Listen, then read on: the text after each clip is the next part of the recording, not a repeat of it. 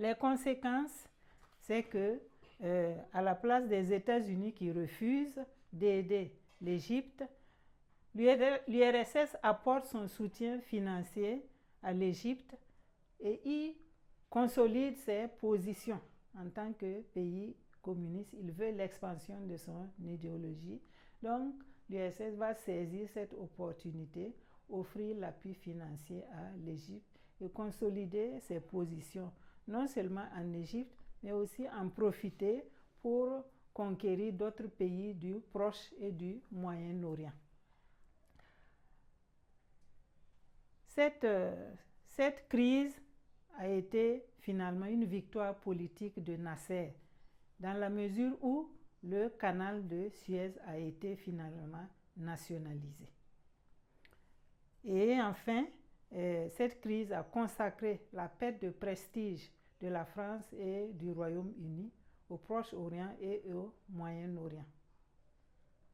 Donc voici comment on peut analyser cette crise du canal de Suez comme étant un élément qui est venu perturber la coexistence pacifique. Après la crise du canal de Suez, nous allons expliquer l'avènement de la crise de Cuba comme étant un autre élément qui a perturbé la coexistence, une autre crise qui a perturbé la coexistence pacifique. Donc petit b, la crise de Cuba.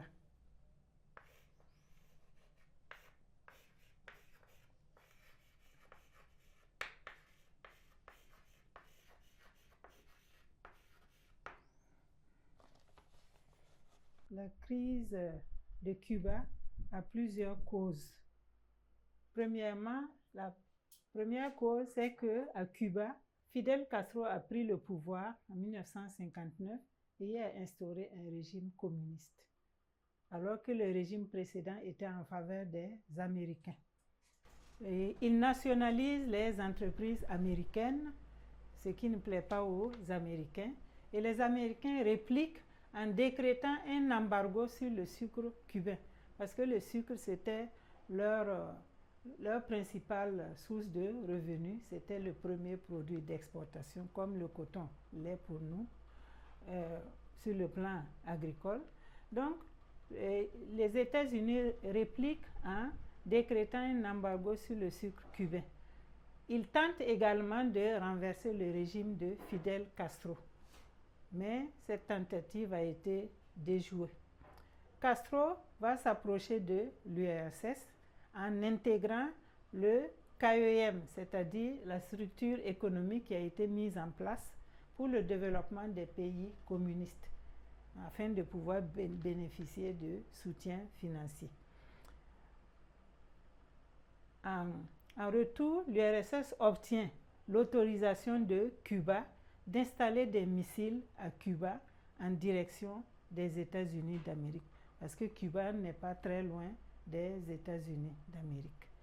Et donc, cette situation, surtout l'installation des missiles découverts par le président américain, va envenimer la situation.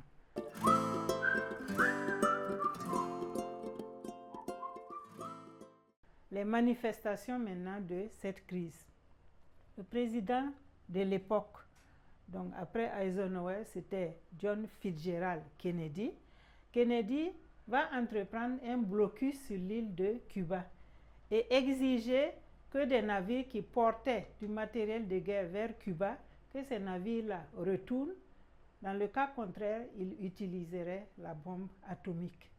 On va s'arrêter là pour dire que vraiment c'est une menace qui constituait un gros danger pour le monde, parce que les États-Unis ont la bombe atomique, certes, mais les Soviétiques aussi avaient la bombe atomique. Donc c'était vraiment là le paroxysme de cette guerre froide. Si les deux puissances en venaient à utiliser la bombe atomique, c'était pas bien. Et donc il va donner un ultimatum aux Russes donc de retourner avec le matériel de guerre. Et cette crise-là va trouver des solutions. C'est que Khrouchtchev va accepter de donner ordre à ses navires de rebrousser chemin, c'est-à-dire de retourner. Et les missiles que les soviétiques avaient déjà placés à Cuba sont démantelés sur ordre de Khrouchtchev. Du côté américain, les États-Unis lèvent le blocus sur l'île de Cuba et s'engagent à ne pas déranger, à ne pas perturber la vie politique à Cuba. Les États-Unis également vont détruire des missiles que eux aussi ils avaient placés en Turquie en direction de l'Union soviétique. Cette crise va entraîner de nombreuses conséquences.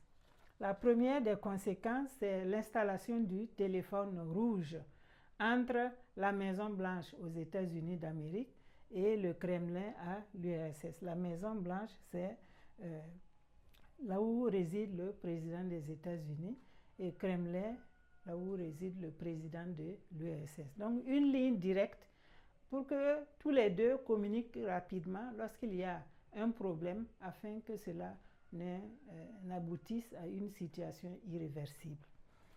La deuxième conséquence, c'est la chute de Khrouchtchev en URSS et son remplacement par Léonid Brejnev.